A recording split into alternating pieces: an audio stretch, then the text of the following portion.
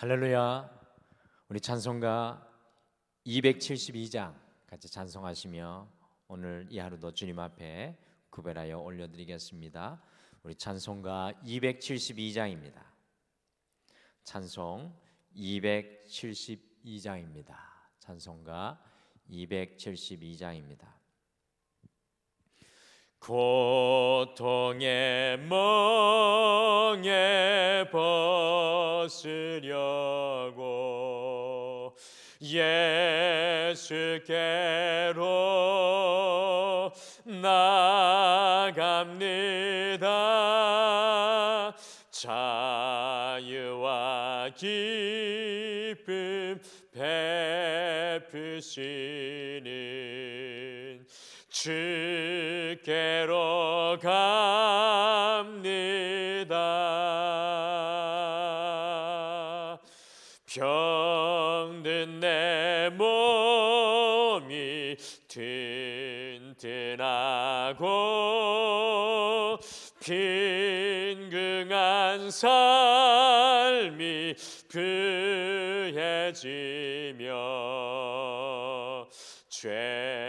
죄악을 벗어 버리려고 주께로 갑니다.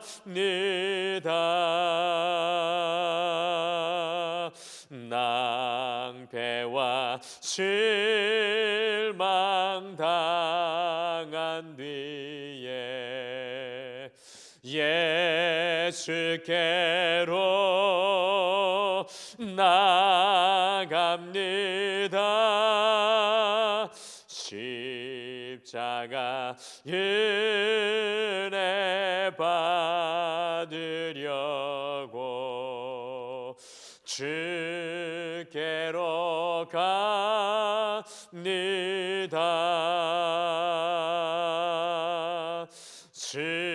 슬프던 마음 위로받고 일생의 풍파 잔잔하며 영광의 찬송 부르려고 주께로 갑니다. 교만한 마음을 내버리고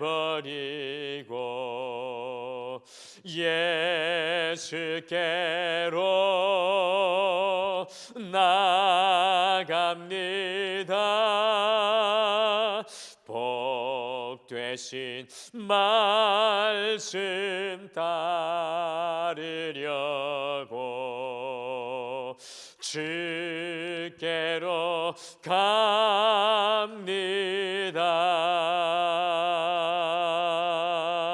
실망한 이 몸 힘을 얻고 예수의 크신 사랑받아 하늘의 기쁨 맛보려고 주께로 갑니다. 죽음의 길을 벗어나서 예수께로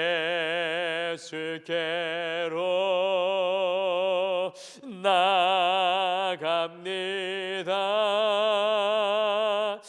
영원한 집을 바라보고 주께로 갑니다.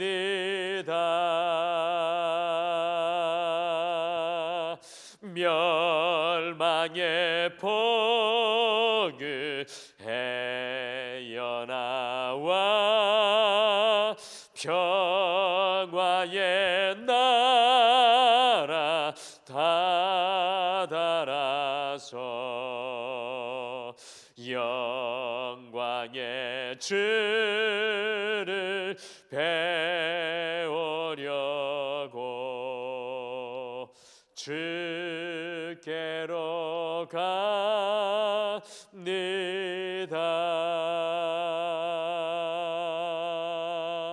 아멘.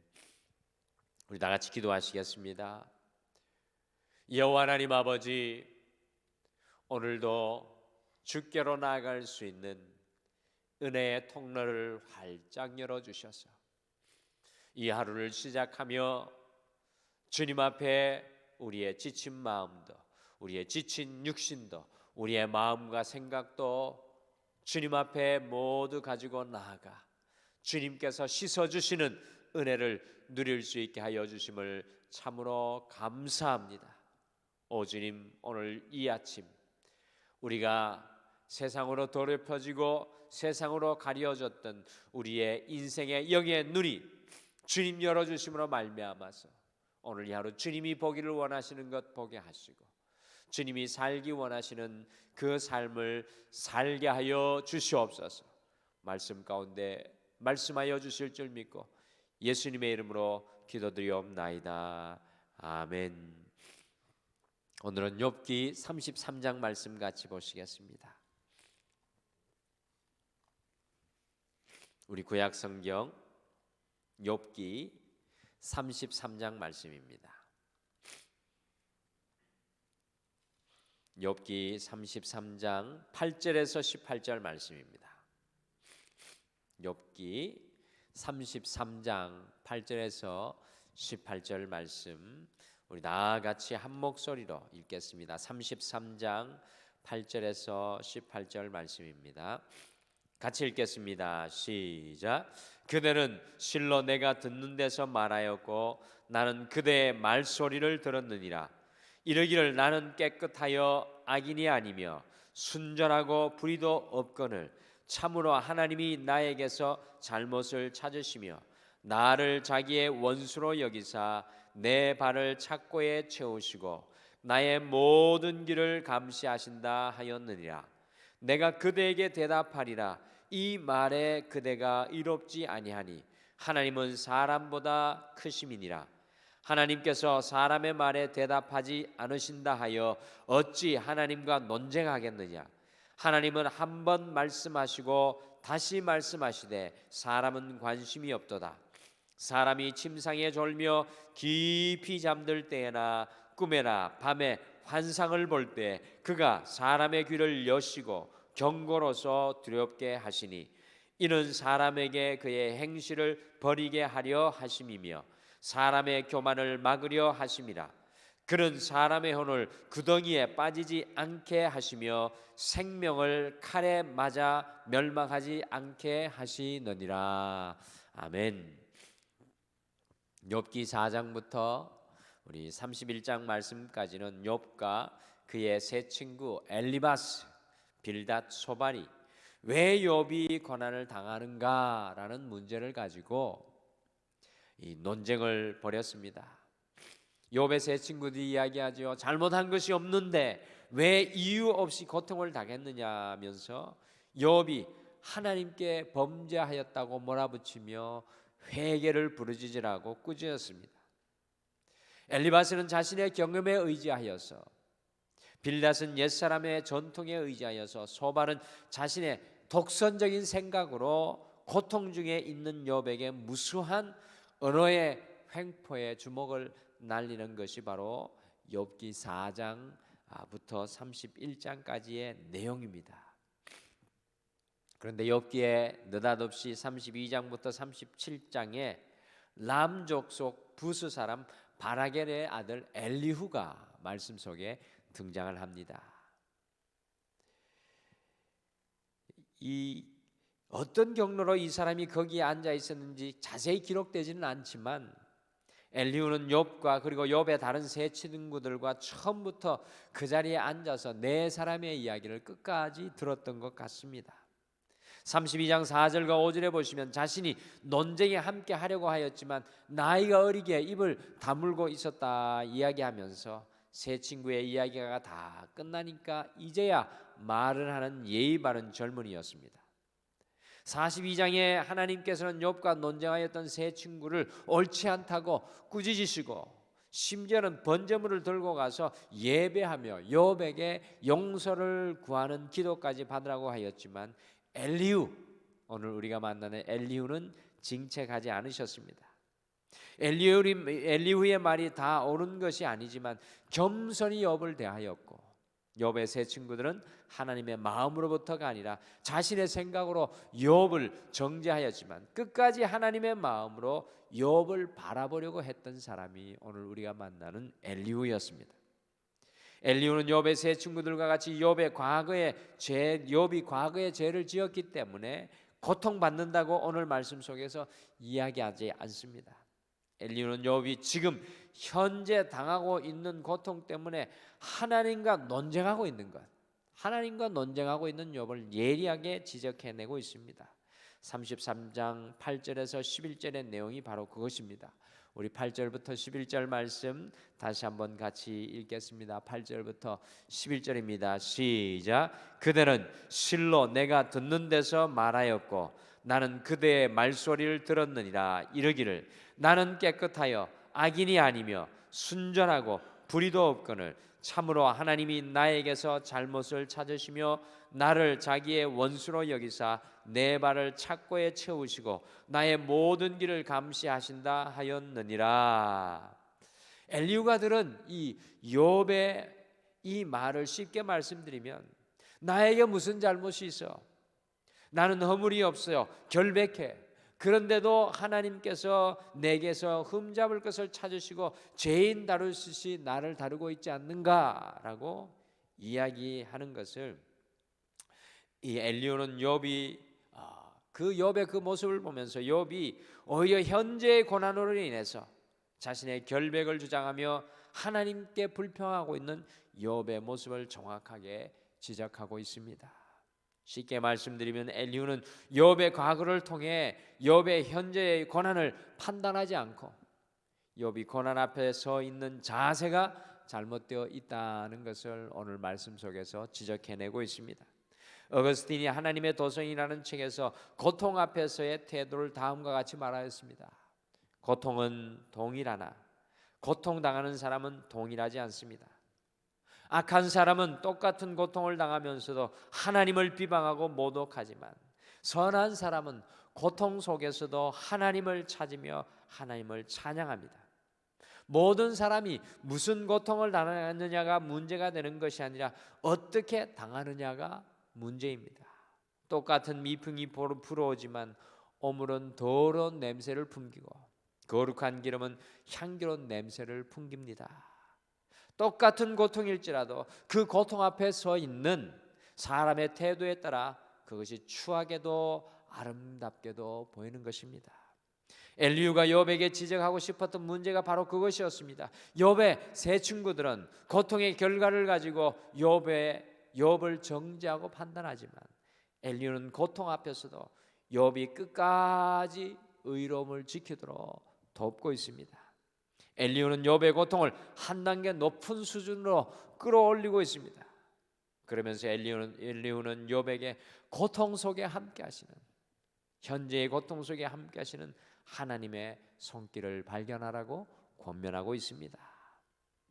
오늘 욥을 향한 엘리후의 권면인 고통 속에 함께 하시는 하나님을 발견하라, 고통 속에 함께 하시는 하나님을 발견하라는 제목으로 하나님께서는 우리의 고통 속에 어떻게 역사하시는지 함께 묵상하시고 기도하시겠습니다.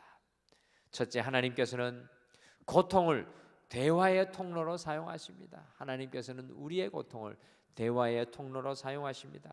많은 순간에 하나님께서는 우리가 당하는 고통을 대화의 통로로 이용하십니다. 하나님은 고통을 당하는 사람에게 특별히 가까이 찾아오시고 그와 교제를 나누기를 원하십니다. 이 사실을 엘리후가 이렇게 표현했습니다. 우리 33장 14절에서 16절 말씀 14절에서 16절 함께 같이 읽겠습니다. 시작. 하나님은 한 번 말씀하시고 다시 말씀하시되 사람은 관심이 없도다. 사람이 침상에서 졸며 깊이 잠들 때에나 꿈에나 밤에 환상을 볼 때 그가 사람의 귀를 여시고 경고로서 두렵게 하시니. 아멘. 이 고통을 당한 사람은 비록 하나님을 찾지 않아도 하나님은 고통을 당하는 사람을 찾아오셔서 한 번 말해서 안 들으면 또 말씀하시고 또 말씀해서 안 들으면 거듭 말씀하신다라고 성경은 이야기합니다. 특별히 15절에서 16절에 보시면 고통 중에 있는 사람에게 대낮에 찾아와서 말씀하시고 그것을 듣지 못하면 밤중에 졸 때 찾아오십니다. 그래도 듣지 못하면 그 사람의 꿈속까지 나타나서 교훈하십니다. 또 나아가 16절 말씀해 보시면 고통의 순간에 그 사람의 귀를 열어서 말씀하신다고 합니다. 사랑하는 성도 여러분, 언제 우리의 귀가 하나님의 말씀에 쉽게 열립니까? 형통할 때입니까? 아니면 공고할 때입니까?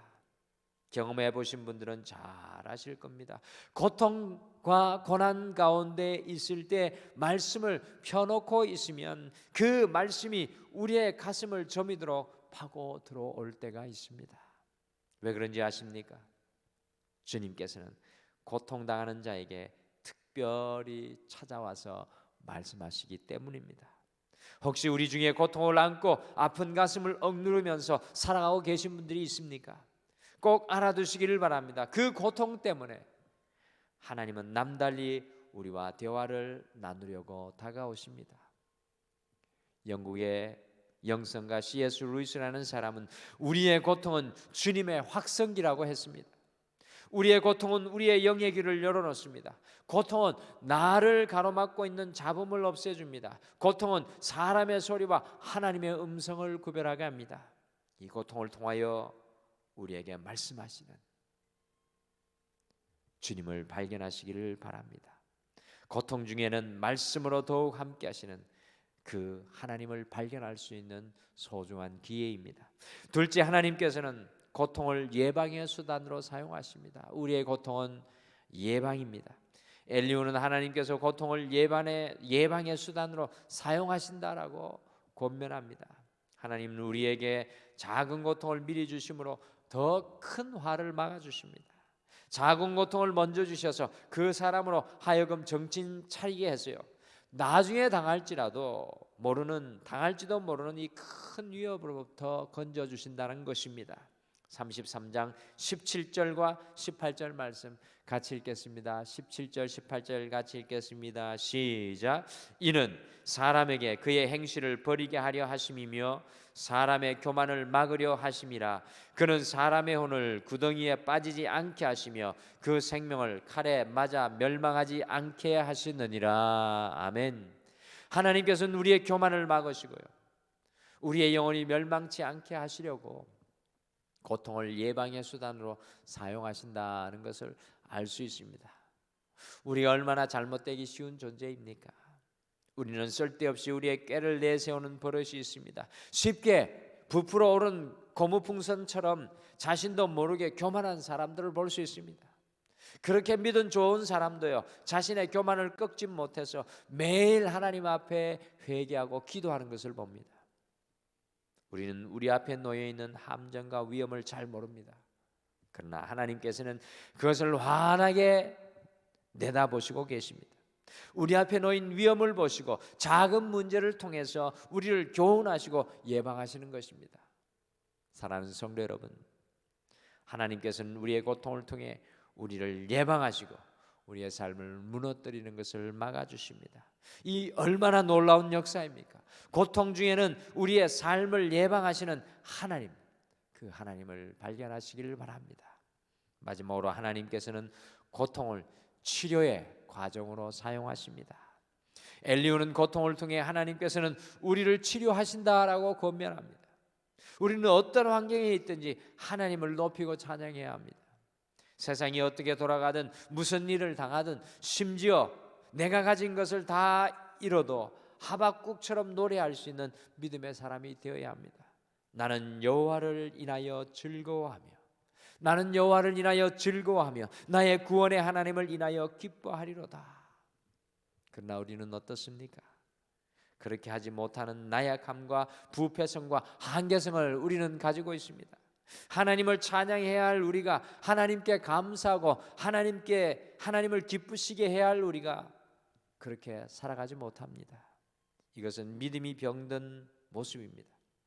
이것은 너무 형통해서 너무 편해서 생기는 병입니다. 그래서 하나님께서는 우리가 어떠한 환경에 있을지라도 하나님을 찬양하는 수준으로 성숙하기를 원하십니다. 그 수준까지 올라가기 위해서는 가끔 고통이라는 험한 바위를 타고 올라가야 합니다. 그렇기에 때로는 하나님께서는 고통을 통해서 우리의 연약함을 치료해 가십니다. 우리 마지막으로 욥기 36장 24절의 말씀, 욥기 36장 24절에 있는 이 말씀, 엘리후는 고통 가운데 있는 욥에게 이런 24절의 말씀, 36장 24절의 말씀을 합니다. 같이 24절을 함께 읽으시죠. 시작.